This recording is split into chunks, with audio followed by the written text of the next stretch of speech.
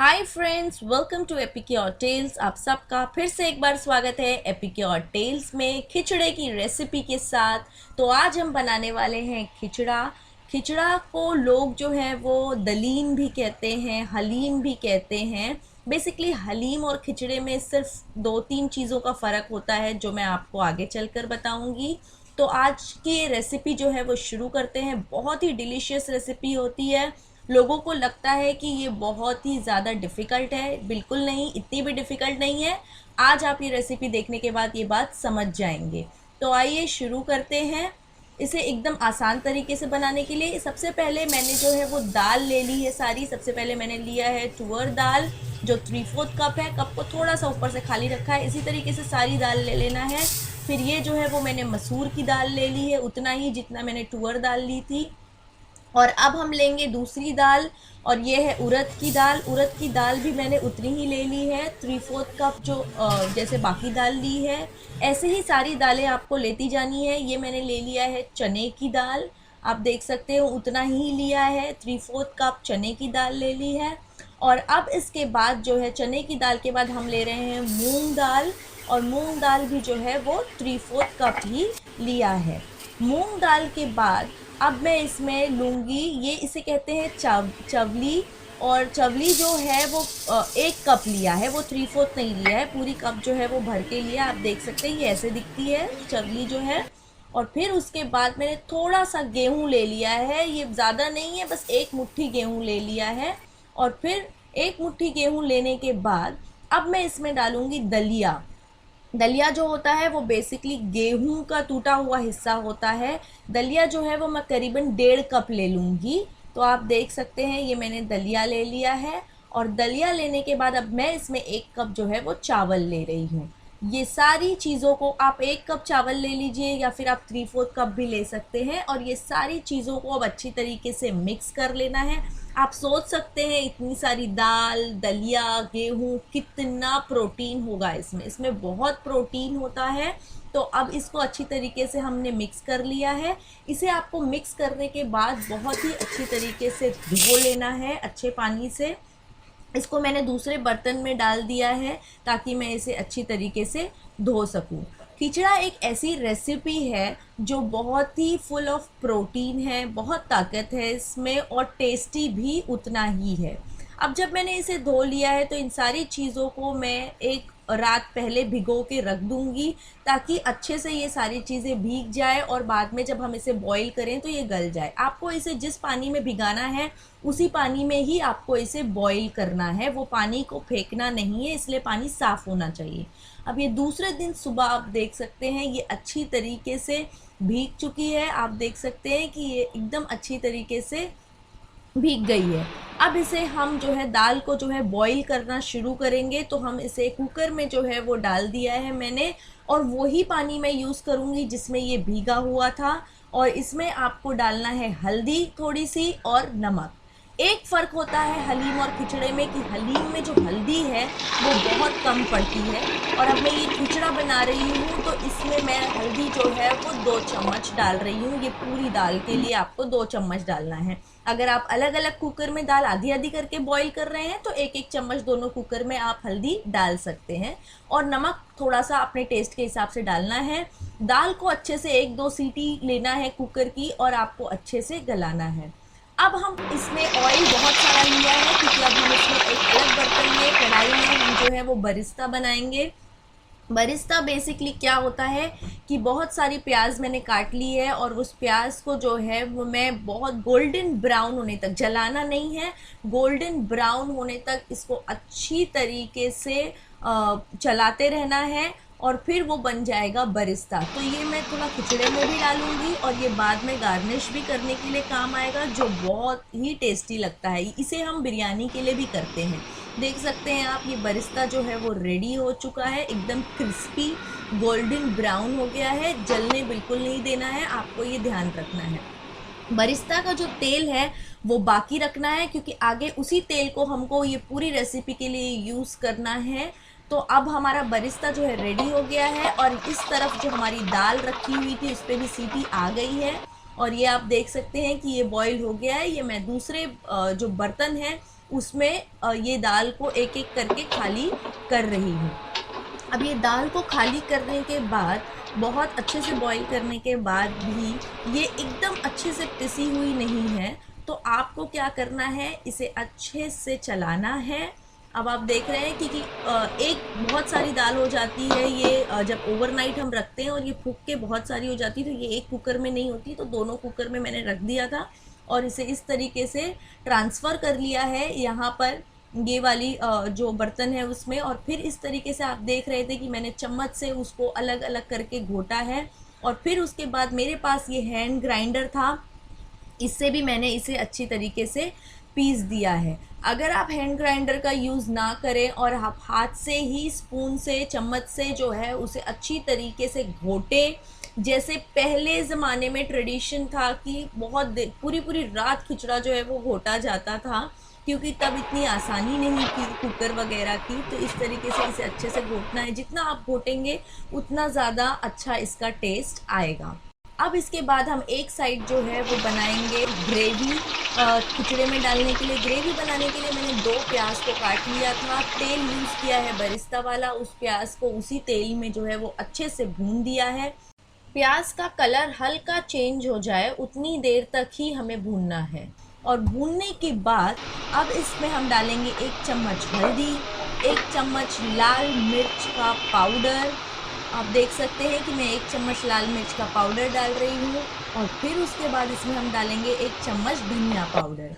और फिर ये आता है हमारा हलीम मसाला, आप किसी भी कंपनी का ले सकते हैं। मैंने जो है वो लकी का यूज़ किया है। तो ये जो है वो 60 ग्राम का हलीम मसाला था, पूरी पैकेट, जिसमें से मैंने लगभग 50 ग्राम जो है वो इसमें डाल दिया है। और इसे बहुत अच्छी तरीके से आपको चलाना है। ये मसाला जो है वो बहुत टेस्टी होता है, आप किसी भी कंपनी का ले सकते हैं, खिचड़ा दली मसाला जो है। और फिर इसे अच्छे से चला के इसे स्लो फ्लेम पे रख के इसमें मैंने डाला है 4 बड़े टमाटर इस तरीके से चॉप किए हुए। और फिर इसके बाद जाएगी इसमें हरी मिर्च, जो 12 से 14 हरी मिर्च है उसे बीच में से मैंने काट लिया था और इस तरीके से डाला, और नमक अपने टेस्ट के हिसाब से। अब इन सारी चीज़ों को बहुत अच्छे से चला लेना है। इसे मीडियम फ्लेम पे रख के आपको 1-2 मिनट तक ठीक तरीके से चलाकर, फिर उसके बाद अब देखिए ये टमाटर जो है वो पूरे मैश हो जाने चाहिए। इस तरीके से आपको इसको इतनी देर तक रखना है। अब मैंने इसको कवर कर दिया है, इसके ढक्कन को, और लो फ्लेम पे रख दिया। अब हम बनाते हैं मटन। खिचड़े में ऐड करने के लिए 50 ग्राम मैंने मटन ले लिया है और उसमें 3 बड़े चम्मच जो है वो अदरक और लहसुन के पेस्ट डाल देना है आपको। और फिर उसके बाद हम इसमें सारे मसाले डालें। तो सबसे पहले हमने इसमें डाला है 4 कटी हुई प्याज, 2 तेज़पत्ता डालेंगे इसमें, और 2 तेज़पत्ते के बाद 2 बड़ी इलायची, और 2 बड़ी इलायची के बाद हम इसमें डालेंगे 6 से 7 लौंग, 1 स्टार, और फिर उसके बाद 4 जो है वो हरी इलायची, और फिर 4 से 5 इंच आप देख सकते हैं कि मैंने इसमें डाला है दालचीनी की लकड़ी, और 1 टेबल स्पून जो है वो जीरा डाला है, 10 से 12 काली मिर्च, और 7 से 8 जो है वो आप हरी मिर्च ले सकते हैं, इस तरह से आधी काट कर डाल सकते हैं। और 2 बड़े चम्मच जो हैं वो हम इसमें डालेंगे तेल का, और तेल जो है वो मैंने बरिस्ता वाला ही बचा हुआ डाला है। और आप इसमें नमक डाल सकते हैं अपने टेस्ट के हिसाब से, क्योंकि याद रखना है नमक हमने दाल में भी डाला था, मसाले में भी डाला था। और फिर उसके बाद आप इसमें पानी डाल दीजिएगा। पानी आपको लगभग 2 कप डालना है। फिर इसे अच्छी तरीके से चला देना है, क्योंकि प्याज से भी जो पानी है वो छूटेगा और इसमें तेल भी, उसमें ये गोश्त जो है वो बन जाएगा। फिर इसको आपको कवर कर देना है और 3 से 4 सीटी इसकी ले लेना है। ये आराम से उसमें पक जाएगा, गल जाएगा गोश्त। और फिर उसके बाद अब हम देखते हैं जो ग्रेवी हमने रखी थी स्लो पे, देखते हैं टमाटर जो है वो गल चुका है या नहीं।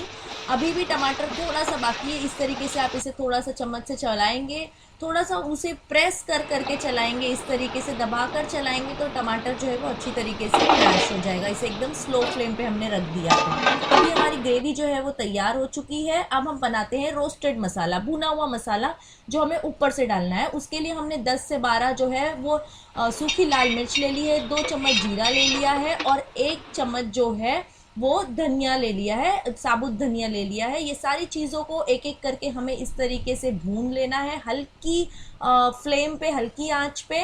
और फिर भूनने के बाद आप देख सकते हैं कि मैंने सूखी लाल मिर्च को भून दिया है, फिर ये धनिया को भून दिया है। अब धनिया सबसे कम लेना है, धनिया को भून दिया है और अब मैं इसमें जीरा भूनूंगी। आपको ध्यान देना है कि ये सिर्फ रोस्ट करना है, इसे जलाना नहीं है, इसीलिए इसका जो फ्लेम है वो बहुत ही लो रखना है, इसीलिए मैं इसे अलग अलग करके भून रही हूँ। और फिर ये एक्स्ट्रा ही है, आपको इसमें से सिर्फ 3 चम्मच ही डालना है, या अगर आपको और तीखा चाहिए तो आप खिचड़े में और मिक्स कर सकते हैं। अब हम इसे पीस लेंगे, ये पीस के इस तरीके से हो गया है, ये भी रेडी हो गया है। अब हमारा जो गोश्त था वो भी रेडी हो गया है।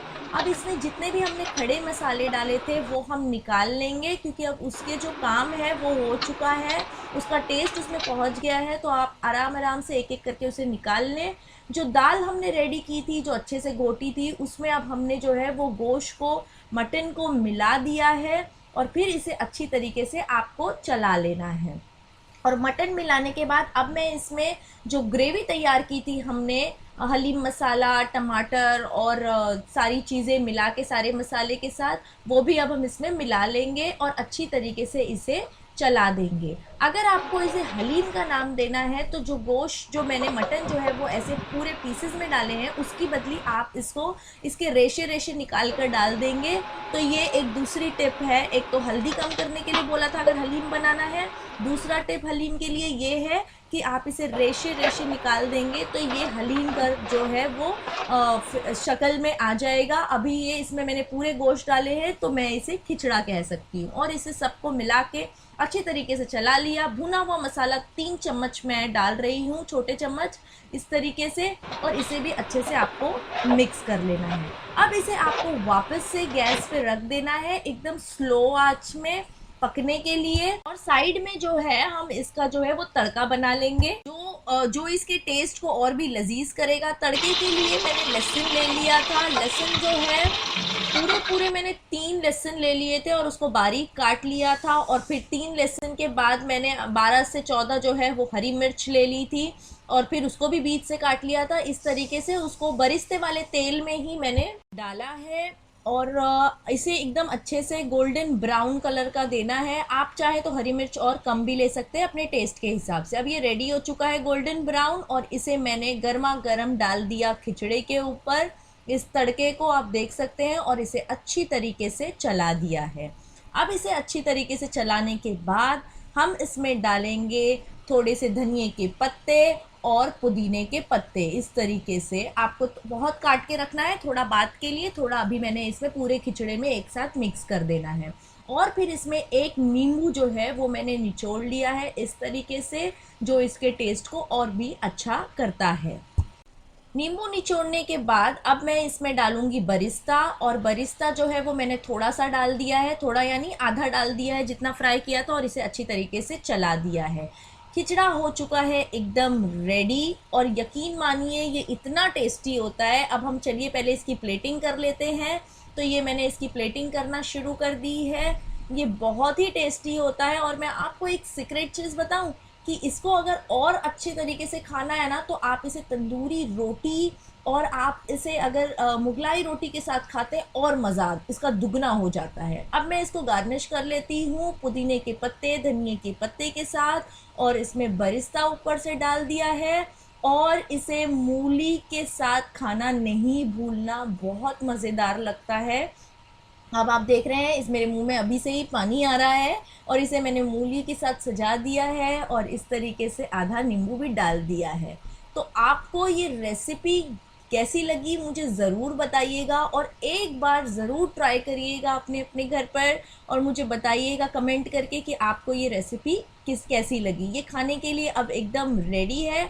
आप इसे ऐसे भी खा सकते हैं, आप इसे तंदूरी रोटी और मुगलाई रोटी के साथ खाएंगे तो आपका टेस्ट जो है वो दुगना हो जाएगा। बहुत ही अच्छी रेसिपी है और मैंने बहुत आसान तरीके से बताई है। लोगों को ये बहुत डिफ़िकल्ट लगती है पर ये बहुत सबसे आसान तरीका है।